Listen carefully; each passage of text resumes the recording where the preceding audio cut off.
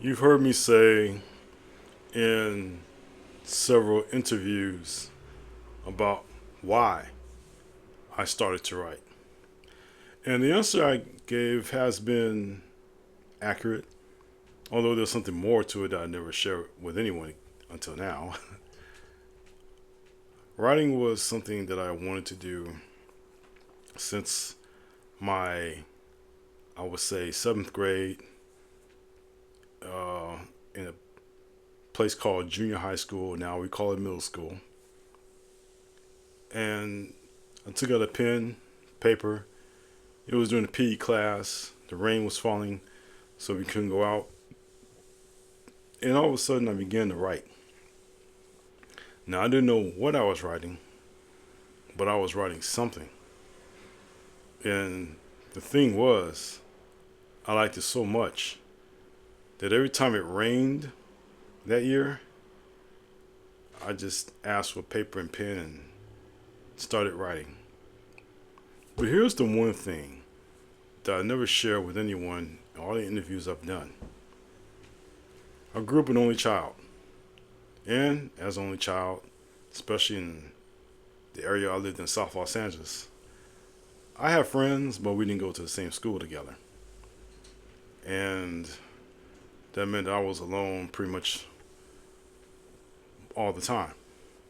So I went to this one junior high school, which was notorious for having a gang there. And even though I was in the class without any trouble, I just kind of sat, wrote my whatever I wrote down, and that was it. And I just enjoyed it so much that I continued to write. Fast forward to a year later, and I'm in a different junior high or middle school, and I'm there with maybe let me maybe back up a little bit. I had an English teacher, and the English teacher encouraged me to write. Now, I wrote two plays for the class. First time I wrote a play. That's because I went to the library. I used to go to the library and read all these plays and liked them.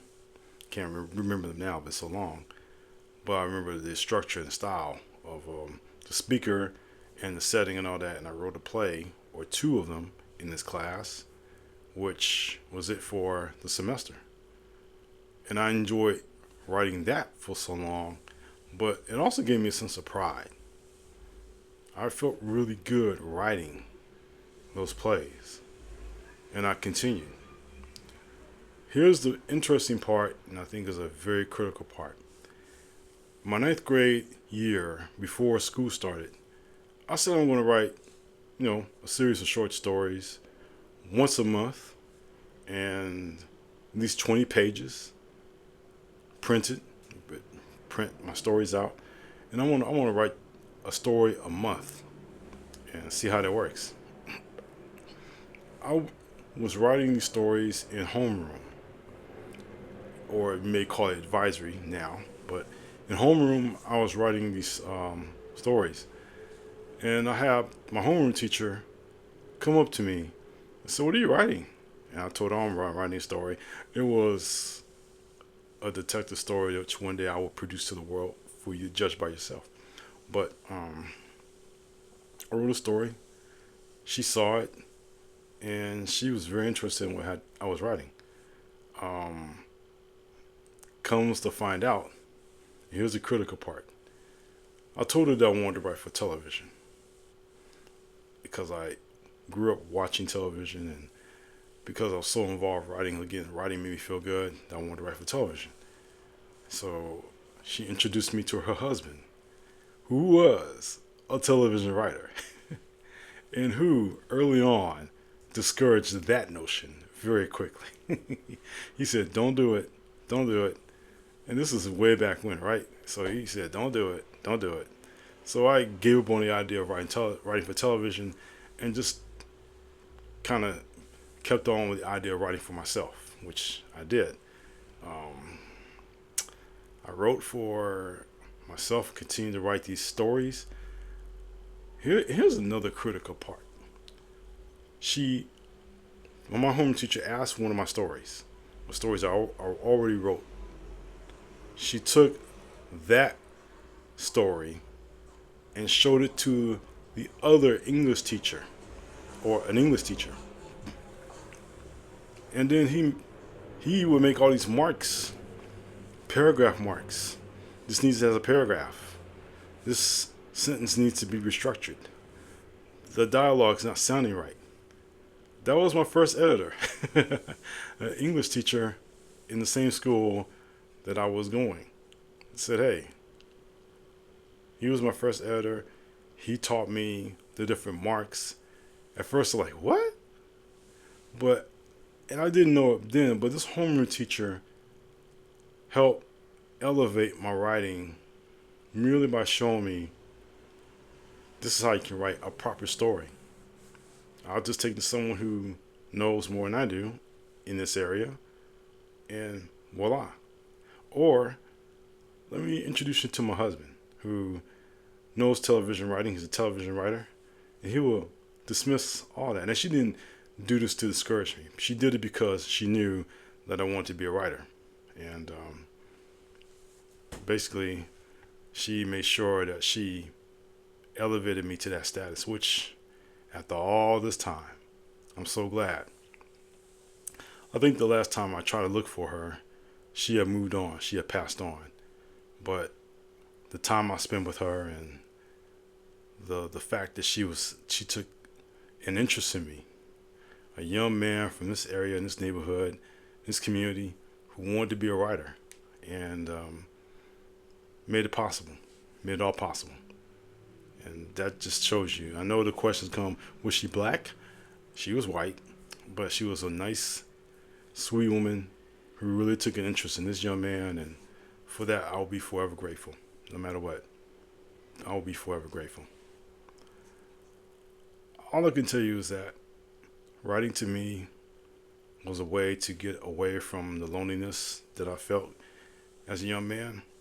But if it wasn't for the two teachers that I met in junior high school, I probably would have been still writing for myself, but not farther along than that. So I'm very fortunate that I've met these individuals along the way. And I guess in some part, that's the reason why I wanted to become a teacher myself.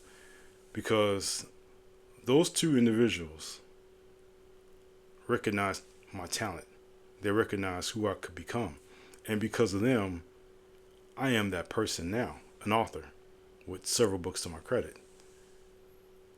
But it wouldn't have not happened if a teacher did not take the time and investment in me to develop my talent, to make sure that I'm doing it the right way, that I'm producing it. I'm writing stories that matter. I'm writing about my community. I'm writing about this area. I'm writing about the people that live here. I'm writing about science fiction themes. I'm writing also about things and people that have gone and moved on. But writing was much more than that to me. It was a way for me to feel good about myself. And for the longest time, I've never felt better. I always have my writing to go back on, lean on, when I'm writing an article for my high school, JC, and university newspapers, and the reaction that I received. I remember the first time in journalism class in high school that I wrote an article for the school newspaper. And when I saw my name in the byline, my editor, a young Latina, just kind of said, "Oh, look, your name was in the." I said, "Yeah, it's right there." And I feel so good that I wanted to have that feeling again. And I've had that feeling so many times over the years since that moment.